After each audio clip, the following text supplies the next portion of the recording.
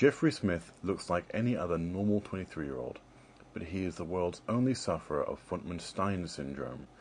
What little research there has been on the matter indicates that it has many of the same characteristics as Tourette syndrome, with one major exception: violent outbreaks directed at anyone within his reach. Because of this, Jeffrey is unable to function in society and lives at home with his mother. When did you first notice that there was something wrong with him? I knew something was wrong before he went to school, long before he went to school. And what was it that seemed strange? What was it that stuck out to you? Well, he just acted differently than books on childcare said that he should behave and act. How did you feel the first time you saw one of the episodes? I was scared to death. It frightened me. Are you used to them by now? Well, I guess you get accustomed to them, but you never get used to them. What is your reaction when others say you should lock him away? I mean, how can you send a child away? Well, yes, but I mean, the nature of his breakouts, they're not exactly tame. I mean, surely you see that. That still doesn't mean you need to send him away. You need to find out why. You need to find out why, and you need to do the best you can to make it better. What if you were forced to give him up? I don't know. I just don't know. I don't know how I would react. I'd have to cross that bridge when I got to it. Because of his condition, Jeffrey requires the constant attention of a nurse. How long have you been working with Mr. Smith? I think we're up to about 67 days. What is it that attracts you to the job? You know, it's one of those things I've always loved helping people, and didn't do well on my SATs. So when I thought, how can I help people but not actually finish college? Now, what is it that you actually do with Mr. Smith? It's not as much about helping Jeffrey. It's about redirecting the aggression within Jeffrey. Jeffrey doesn't need help. Jeffrey's a beautiful boy. What Jeffrey's got a problem with is his aggression, hurting other people. I'm here to help the people around him and to remind Jeffrey that he is not this anger inside of him. And so what is the system? Yeah, go on. What is the system that you employ during his episodes? Well, I attended courses at the Dallas Interdisciplinary School for Aggression Redirection Management. And what we try to do is disarm. We try to disarm the anger. We have a list of techniques that we use to try to remove and redirect the anger.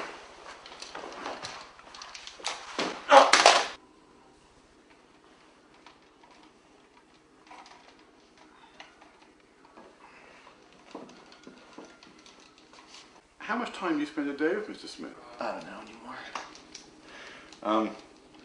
So you're there to assist him with everything? Yeah, well, the thing is, I don't get a lot of sleep anymore because the doctor said that if I sleep, I might not wake up. They call it concussion-like symptoms. I'm skeptical.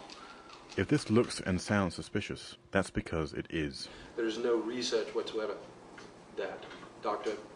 Funtmanstein's disease actually exists. I've looked into this extensively over the last 6 months.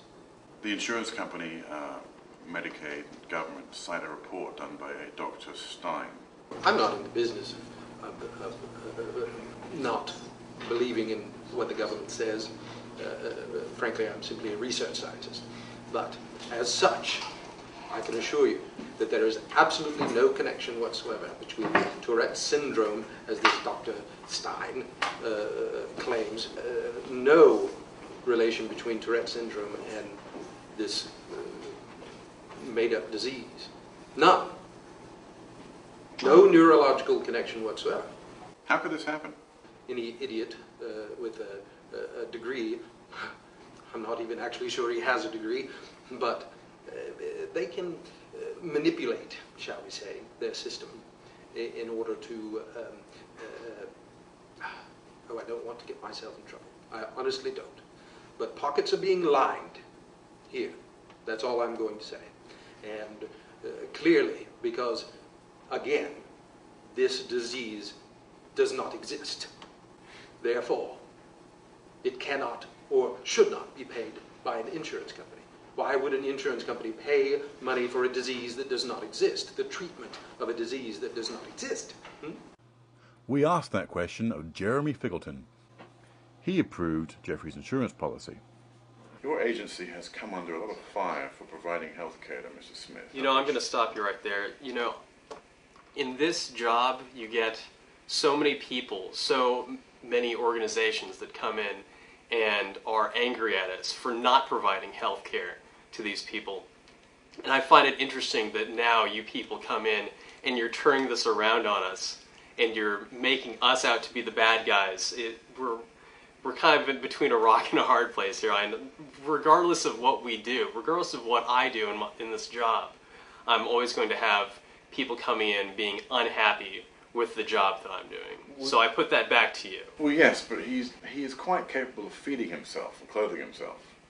The thing is that illnesses come in all different shapes. Some people are incapable of feeding and clothing themselves. That's a serious health condition that prevents one or more major life functions. That's kind of the language that we use here. So in Mr. Smith's case, he's incapable of walking down the street without indiscriminately beating strangers about the head, face, groin, and kidneys. We've spoken to several people, including doctors, who are under the impression that Mr. Smith's condition is all a fabrication, some great hoax. It's the opinion of this agency that his paperwork is in order. I'd like to remind you about the Family and Medical Leave Act of 1993 dictates that we have a healthcare provider validate the legitimacy of the disease. I believe a Dr. Stein was the one who investigated this particular case, who is Mr. Smith's family holistic medical practitioner as well as the veterinarian. And so, in the opinion of this administration, a very well-credentialed man in a much better position to diagnose this situation than either you or I would be able to do. Are you aware as to how many nurses Mr. Smith has had over the past several years? I don't have the numbers right here in front of me, but I do understand that with... 11. He's had 11 nurses. You know, I think that the fact that we're able to get 11 different nurses in here is a testament to how well this administration is doing and how well our human resources have been able to pull in these people from the community. 5 of which he beat into a coma. Again, I don't have the numbers right in front of me, but it's my understanding that those families aren't paying a cent and that they won't until their loved ones either recover or pass on.